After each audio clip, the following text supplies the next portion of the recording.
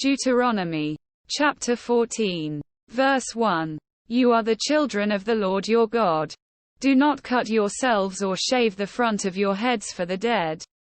Verse 2. For you are a people holy to the Lord your God. Out of all the peoples on the face of the earth, the Lord has chosen you to be his treasured possession. Verse 3. Do not eat any detestable thing. Verse 4. These are the animals you may eat: the ox, the sheep, the goat. Verse 5.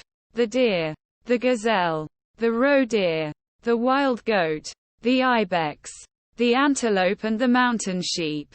Verse 6. You may eat any animal that has a divided hoof and that chews the cud. Verse 7. However, of those that chew the cud or that have a divided hoof you may not eat: the camel, the rabbit or the hyrax. Although they chew the cud, they do not have a divided hoof. They are ceremonially unclean for you. Verse 8. The pig is also unclean. Although it has a divided hoof, it does not chew the cud. You are not to eat their meat or touch their carcasses. Verse 9. Of all the creatures living in the water, you may eat any that has fins and scales. Verse 10. But anything that does not have fins and scales you may not eat. For you it is unclean. Verse 11. You may eat any clean bird. Verse 12. But these you may not eat: the eagle, the vulture, the black vulture. Verse 13.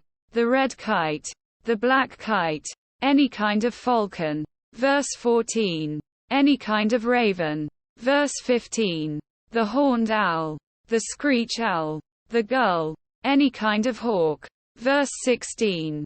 The little owl, the great owl, the white owl. Verse 17. The desert owl, the osprey, the cormorant. Verse 18. The stork, any kind of heron, the hoopoe and the bat. Verse 19. All flying insects are unclean to you. Do not eat them. Verse 20. But any winged creature that is clean you may eat. Verse 21. Do not eat anything you find already dead. You may give it to the foreigner residing in any of your towns, and they may eat it. Or you may sell it to any other foreigner. But you are a people holy to the Lord your God. Do not cook a young goat in its mother's milk. Verse 22. Be sure to set aside 1/10 of all that your fields produce each year. Verse 23. Eat the tithe of your grain, new wine and olive oil, and the firstborn of your herds and flocks in the presence of the Lord your God at the place he will choose as a dwelling for his name, so that you may learn to revere the Lord your God always. Verse 24. But if that place is too distant and you have been blessed by the Lord your God and cannot carry your tithe, because the place where the Lord will choose to put his name is so far away. Verse 25. Then exchange your tithe for silver, and take the silver with you and go to the place the Lord your God will choose. Verse 26. Use the silver to buy whatever you like: cattle, sheep, wine or other fermented drink, or anything you wish. Then you and your household shall eat there in the presence of the Lord your God and rejoice. Verse 27. And do not neglect the Levites living in your towns, for they have no allotment or inheritance of their own. Verse 28.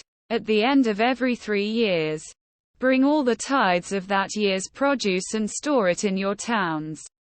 Verse 29. So that the Levites, who have no allotment or inheritance of their own, and the foreigners, the fatherless and the widows who live in your towns may come and eat and be satisfied, and so that the Lord your God may bless you in all the work of your hands.